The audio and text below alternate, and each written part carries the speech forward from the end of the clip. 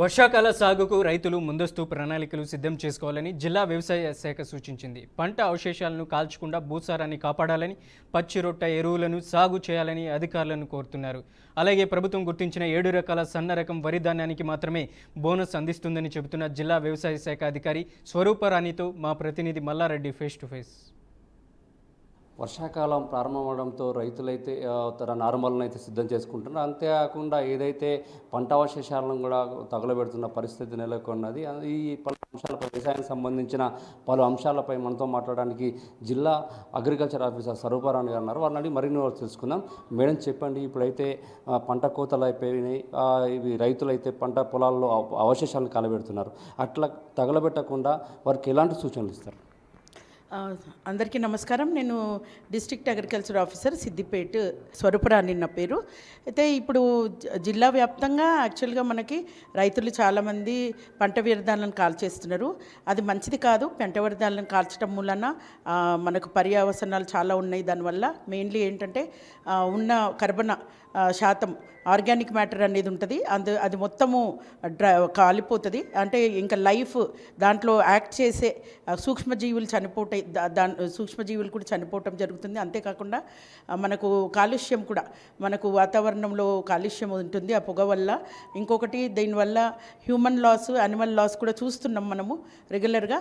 ఎందుకంటే తన పొలం వరకే అనుకుంటాడు, కానీ అది స్ప్రెడ్ అయ్యి అది తెలియకుండా వేరే పొలంలోకి పాకుతుంది. ఆ వేరే పొలంలో ఎవరైనా ఉంటే తెలుసుకోకుండా ఇదవుతాయి, ప్రాబ్లమ్స్ క్రియేట్ అవుతాయి. నీళ్ళలో భూసారాన్ని పెంచుకోవడానికి ఎలాంటి పద్ధతులు అవలంబించాలి?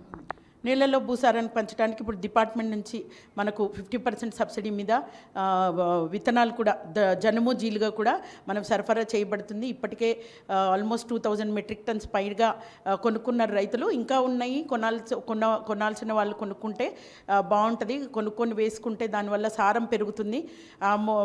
మనం యాజ్ యూజువల్గా ఎప్పుడు చేసే పద్ధతే, కొని పంటలోకి అంటే పొలంలోకి వేసుకున్న తర్వాత ఒక 30 రోజులకు అది ఎదిగినాక దాన్ని మళ్ళీ కలియదున్నాల్సి వస్తుంది. కలియదున్నగానే మళ్ళీ దాని నుంచి మనకు ఆర్గానిక్ మ్యాటర్ క్రియేట్ అయ్యి అందులో నుంచి నత్రోజన్, భాస్వరస్, పొటాషియం, మరి ఇతర న్యూట్రియంట్స్ కూడా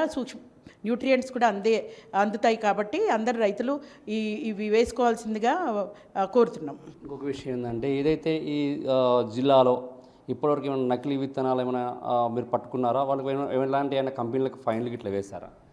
నకిలీ విత్తనాలు కొండపాకలో పట్టుకోవటం జరిగిందండి. కాటన్ సీడ్ అమ్మటము నిన్ననే మనకి రిపోర్ట్ రావటం జరిగింది. దాని మీద ఇంకా ఫర్దర్ యాక్షన్, సీడ్ శాంపిల్ తీసుకున్నాము, ఫర్దర్ యాక్షన్ తీసుకుంటున్నాము.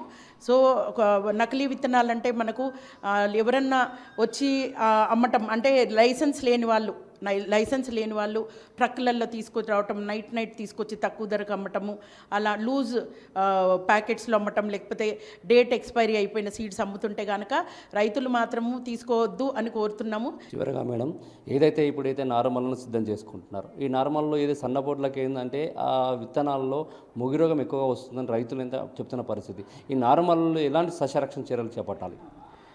నార్మల్లో మీకు ముఖ్యంగా మనకు ఇప్పుడు మన దగ్గర నార్మల్ టేకప్ చేస్తున్నారు కాబట్టి విత్తన శుద్ధి చేసుకోవాల్సిందిగా కోరుతున్నాం. విత్తన శుద్ధి అయితే కనుక కార్బండజిమ్, మ్యాంకోజిప్ ఒక 3 grams per లీటర్ నీటికి కలిపి మండే కట్టేటప్పుడు మనము అది విత్తన శుద్ధి చేసుకొని దాని తర్వాత నార్మల్ పెంచుకుంటే బాగుంటుంది. అంతేకాకుండా నార్మల్లో మనకిప్పుడు ఇవి నిద్రావస్థలో ఉన్న ఇవి లార్వేల్ ఇటువంటివి ఉంటాయి కాబట్టి వాటన్నిటికీ మనం ఏం చేస్తామంటే నీమ్ ఆయిల్ స్ప్రే 1500 ppది నీమ్ ఆయిల్ స్ప్రే రికమెండ్ చేస్తున్నాము. ఆ నీమ్ ఆయిల్ కూడా ఎంత అంటే మనకు ఒక 5 ml per లీటర్ చొప్పున నర్సరీలో స్ప్రే చేసుకుంటే బాగుంటుంది. ఇది పరిస్థితి ఏంటంటే, పచ్చిరొట్ట ఎరువు విత్తనాలను వాడాలని, జనుము, జీలుగు, పెళ్లిబేసర, కానుగ విత్తనాలను వాడితే నేలలో భూసారం పెంచుకోవచ్చు అని చెప్పేసి, అదేవిధంగా విత్తన శుద్ధి చేసి నార్మల్లను సిద్ధం చేసుకోవాలని, అయితే పంట అవశేషాలను కాల్చకుండా రోటివేటర్తో కళ్య దున్ని భూసారం పెంచుకున్నట్టు చేయాలని, అదేవిధంగా ఎక్కడైతే మార్కెట్లో నకిలీ విత్తనాల బాధ ఉంటుందో ఏదైతే డీలర్ దగ్గర, సర్టిఫైడ్ డీలర్ దగ్గర కొనుక్కోవాలి, రిసిప్ట్ తీసుకోవాలని చెప్పేసి సూచిస్తున్నారు. అంతేవిధంగా కాకుండా ప్రభుత్వం ఏదైతే దొడ్డొడ్లు సాగు చేస్తూ సన్నబొడ్లను సాగు చేసుకోవాలని సూచిస్తుందో, రైతు వేదికల వద్ద పలు అవేర్నెస్ ప్రోగ్రామ్ కండక్ట్ చేసినట్టు కూడా మనతోని సిద్దిపేట జిల్లా డిఏఓ స్వరూపరాణి తెలుపుతున్నారు. కెమెరామెన్ వెంకట్తో మల్లారెడ్డి, బీఆర్కే, సిద్దిపేట.